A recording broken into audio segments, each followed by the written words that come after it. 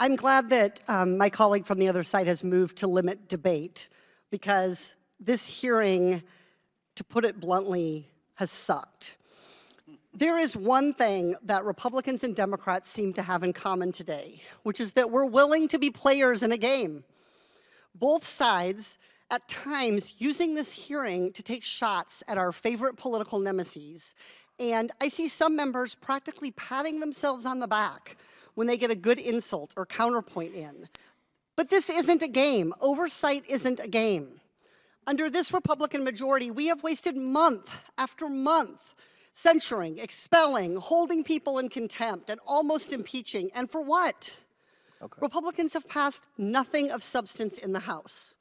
What our Oversight Committee should be doing, instead of spending now dozens of hours arguing about Hunter Biden, is real oversight of issues that affect all Americans, like corporate price gouging, unconstitutional government surveillance, and waste at the Pentagon. The fact that members think that real Americans, outside of this partisan environment on Capitol Hill, care about this is everything that is wrong with Washington. So that Americans who love this country and just want a better future don't have to listen to hours of frustrating attacks and procedural debates in a partisan game, let me sum it up. 1, there is zero evidence of President Biden doing anything wrong, including in connection with his son. No evidence of an impeachable offense, not a little, not something, none. 2, Hunter Biden has offered to testify in public in front of this committee.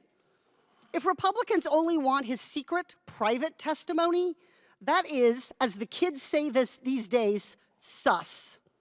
If my Republican colleagues are truly in this to get answers, and I hope they are, stop wasting all our time on holding Hunter Biden in contempt on a deposition and ask him your questions. He'll be here under oath, and the American people can watch.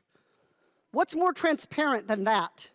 What's better accountability than letting the American people hear Hunter Biden's answers? That's real accountability, not political gamesmanship behind closed doors.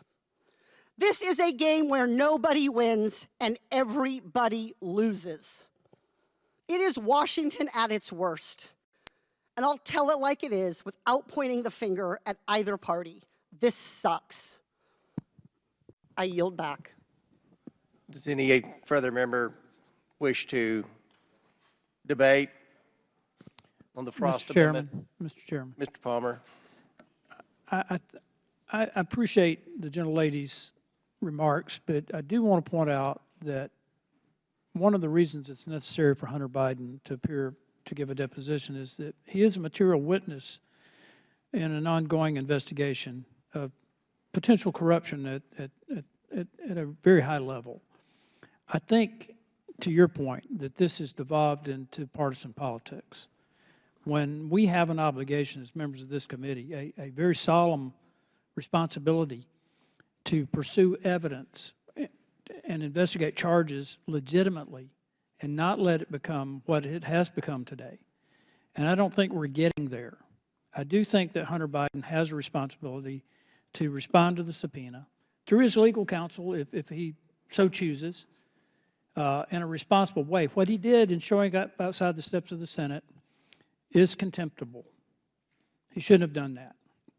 But we need to investigate this. We need to follow the evidence, and he needs to appear as a material witness to an ongoing investigation. If he comes in to testify before this committee, there are other issues related to his activities that I think would be germane.